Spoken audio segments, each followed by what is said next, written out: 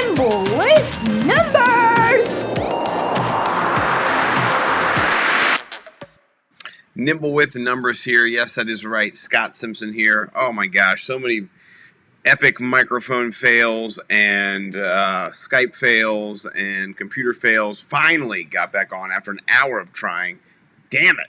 I'm not liking my MacBook Pro right now. Anyway, long story short, this is the Nimble with Numbers preview show. This is where I'm going to walk through and share kind of what I have on the plate for myself this coming year. There's a lot. I know you guys already know, if you're following me probably, about my podcast with Mr. Mike Collins, the Ralph Macho. That is the Fantasy Millionaires. That's a weekly podcast we do. It's going to focus on, and has focused on, redraft. Primarily, so far, we've been looking at rounds 1 through 11, and we have 12, 13, and 14 coming tomorrow. But it's going to transition into more of a waiver wire weekly show, value, who you're grabbing, stories of the NFL, and of course 3 tweets. So that's coming up. It's going to be every Monday, 9:30 until I think the last show is going to be after the Super Bowl. So it's going to be a long haul for that. But that's just one of the different podcasts I have coming out.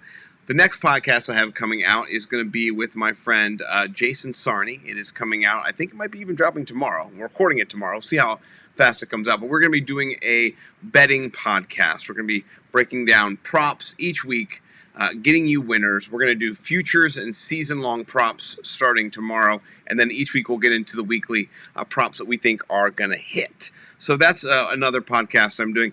And then each week I'm going to be challenging somebody on Fantasy Twitter to a head-to-head competition in the DFS realm on DraftKings. I'm going to let them choose the competition if they want to do $10 to $100. We'll go head-to-head. It'll be a 30-minute podcast I'll do each week. We'll kind of break down our lineups, why we like our guys, comparative to the guys we're facing off against. It'll be a lot of fun, a little bit of shenanigans. So each week that'll be a new person that rolls in and faces off against Scott in a head-to-head format. So I'm pretty excited about that. Got some cool people lined up for that already. First week is going to be Bo McBigtime himself, the Hot Box King. And I do love me some Hot Box.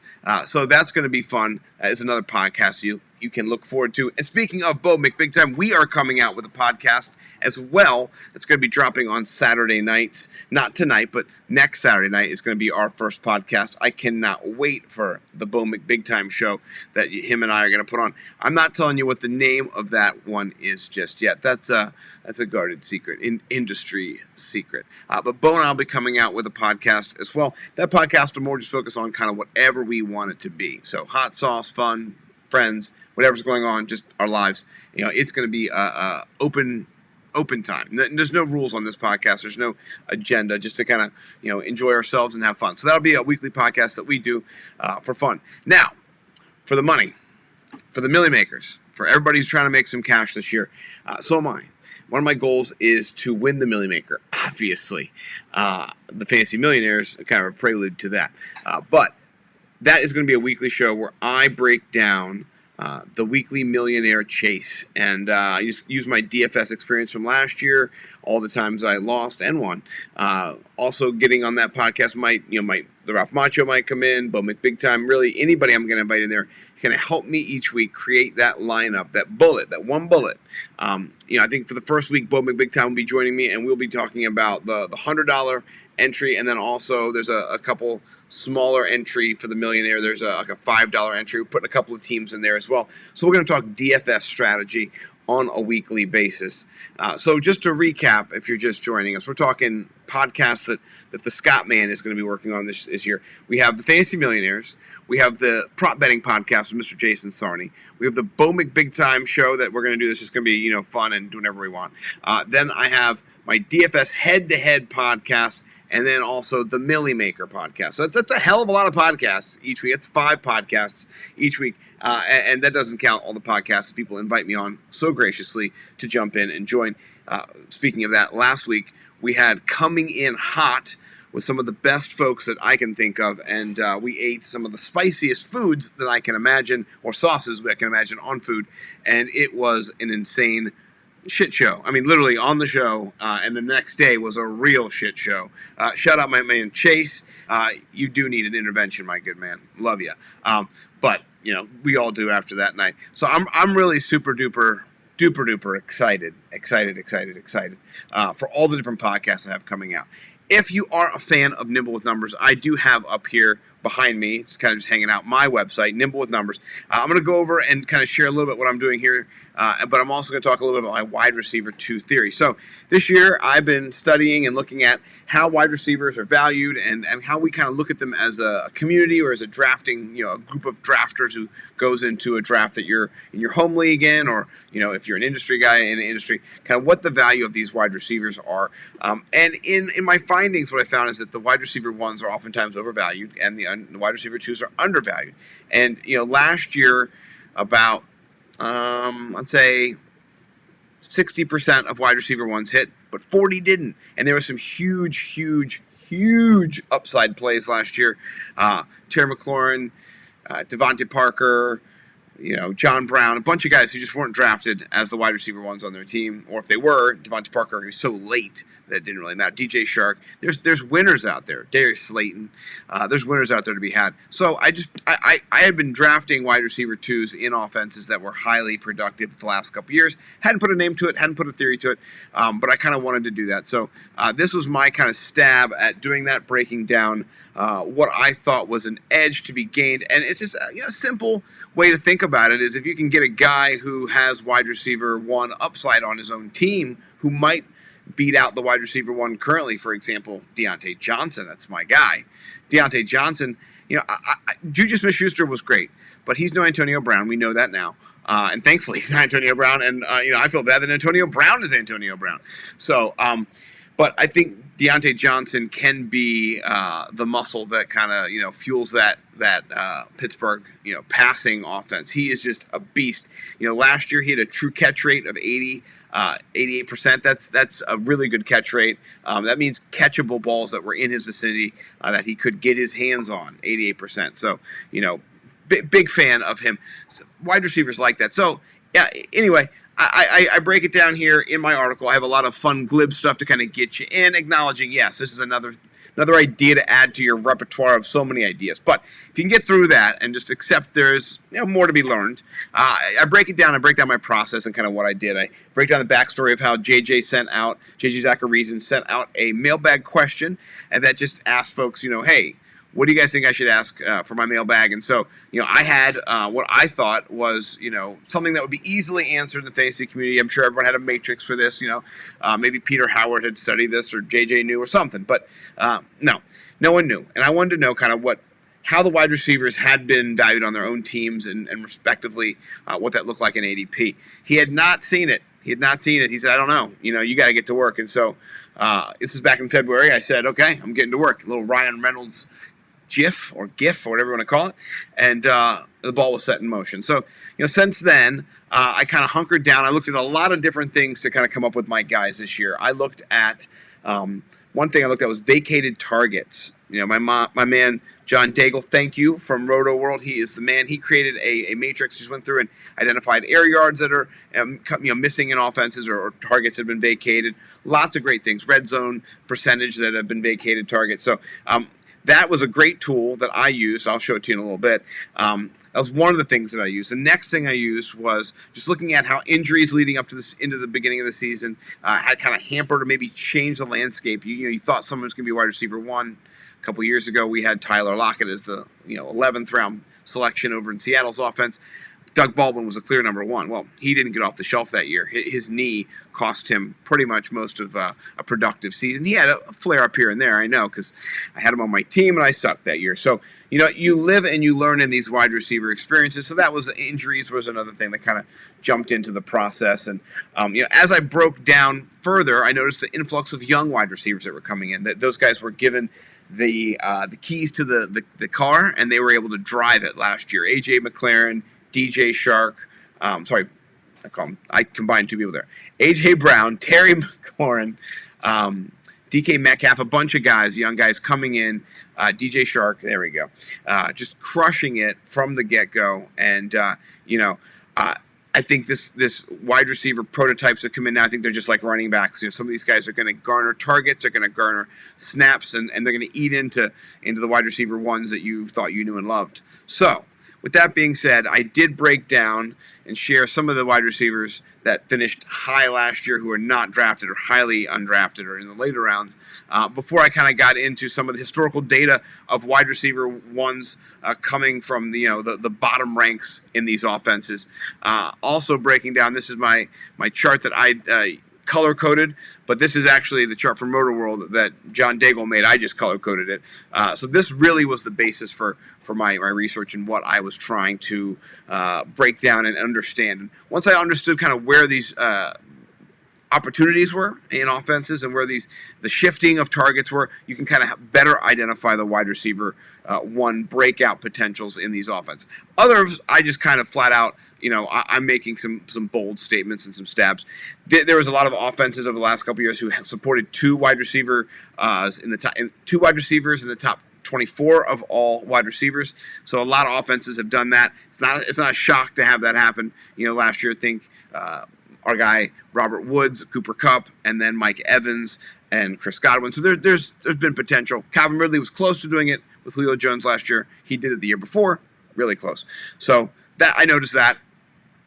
Mentioned the influx of talent and the injuries. That kind of all melded together to kind of come up with my guy. So if you didn't read the article, it's okay. I'll give you the cliff notes. First guy is Calvin Ridley. I love Calvin Ridley. Atlanta has the most vacated targets at 258. I know that Todd Gurley is going to get a few of those. I know Hayden Hurst is going to get a few of those. But they just cut they cut Treadwell, whatever his name is. They cut him today. So there's another guy gone. Justin Gage is there. I love him. But you know what? My guy, Calvin Ridley, I think he's going to have a breakout season this year. You can get him in the end of the fourth round, middle of the fourth round. He is going to be a wide receiver one.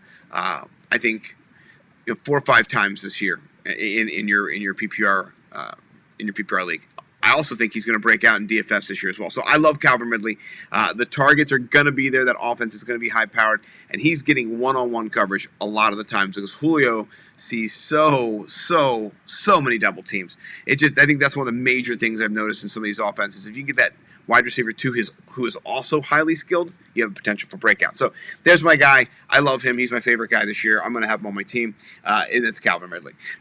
Other guys in that tier also with him is Robert Woods. Robert Woods was the wide receiver one down the stretch for the Rams last year. He is a beast. I love him, and I'm all about him this year. So Bobby Trees is going to be there for me. I'll move myself out of here. You guys can read some comments from the Periscope people. Thanks for jumping in, Periscope friends. I appreciate you. Sticking with us. Appreciate it. Coming back as well. Okay, so I love Robert Woods this year. Cooper Kupp's being drafted ahead of him. Robert Woods is drafted, about a round later. I will go with Robert Woods all day long. Next up is somebody who, people are still drafting Tyler Lockett ahead of him, which they should.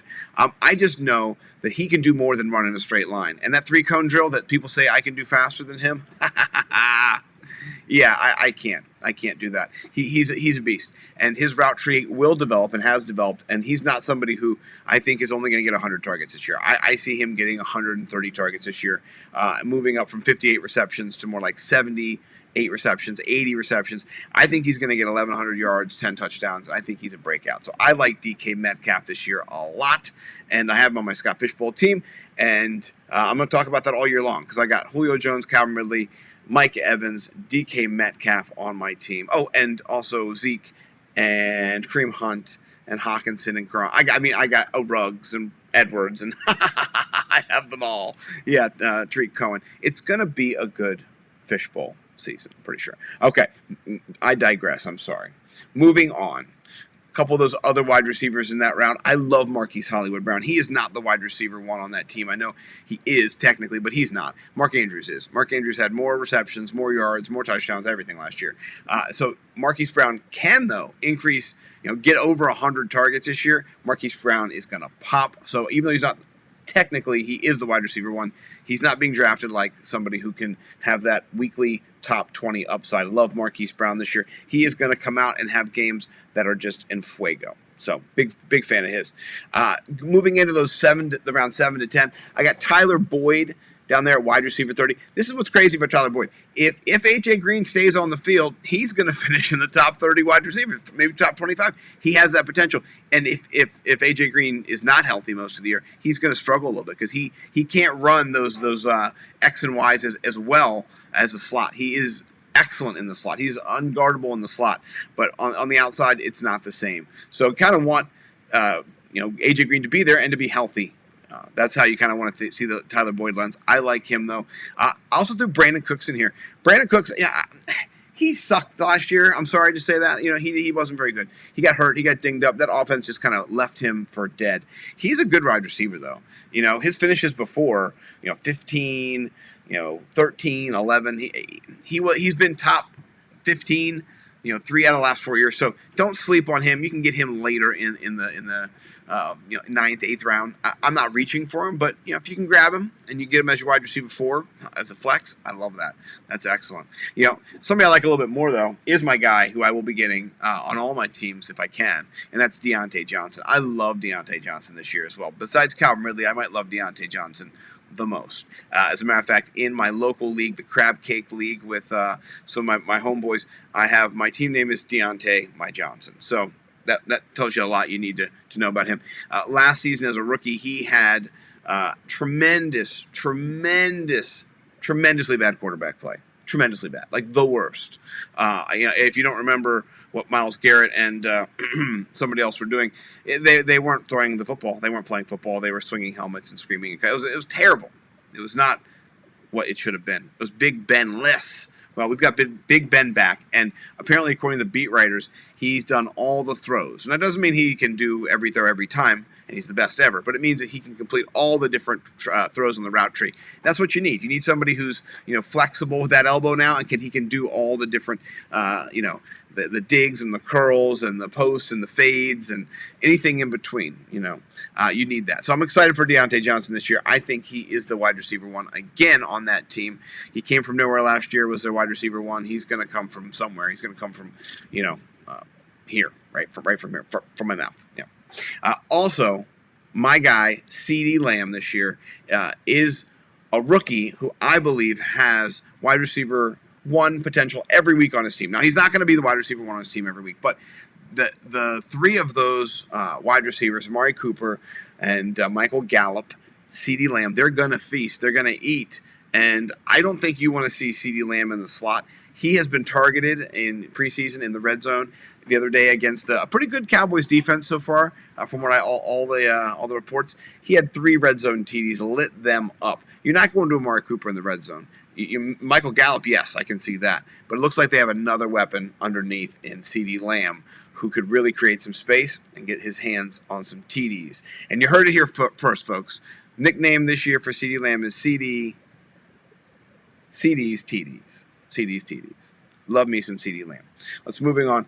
Next is, how can you not love Mecole Hardman, man? Mecole Hardman is just, I love all the Mecole Hardman. The only thing I saw him drop so far was his Super Bowl ring, which is pretty funny. So, if you're sticking around at home, I'm going to pull that up and we can watch that. Because my man does drop his Super Bowl ring. Let's see this.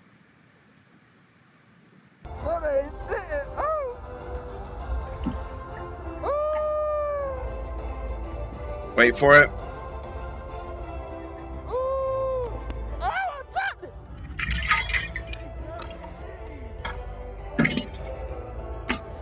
Hey, I see you drop my ring. Y'all see that? Y'all gonna put it on there? Oh, y'all can't do that to me. My guy. Yeah. So I love me some Mecole Hardman as well. Mecole killing it this year, I believe. Sammy Watkins has been hanging around, forever. They brought him back for some reason. I'm very confused. He's good for a catch here and there. He is. He's not terrible. He's not the worst. But I think we all are disappointed that Sammy Watkins isn't better. Yeah, just in that offense, that he's not better. You think that offense would just be crushing it with Sammy Watkins. But no. They have not been. They've been crushing it, obviously, with someone else. It's Tyreek Hill. And I think my man Mecole Hardman steps up this year, and he's got a lot of targets that are going to come his way. So let's go back to my website real quick here too. So this is Nimble with Numbers. Got a lot of different things coming. I'm going to jump away from wide receiver 2 Theory. There's other guys you can check on there. Those were the main guys I wanted to highlight.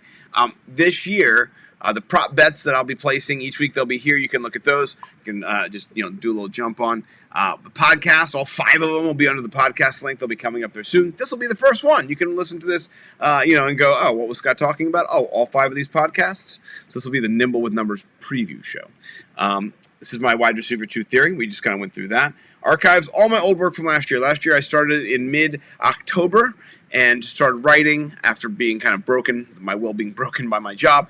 I had to find a new way to express myself. So I started writing my DFS experiences, and the archives are there. You can read them. I'll be writing some DFS this year as well in the Millie Maker, and that's over here.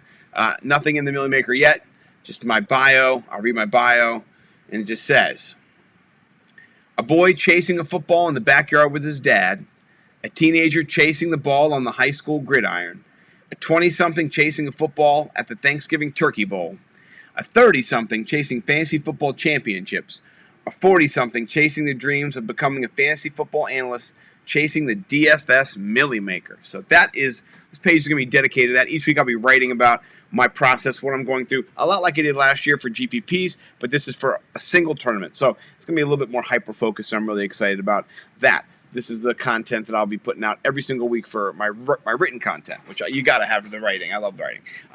Over here, these tools are not all the way set up yet, but if you're with me, still, I appreciate it.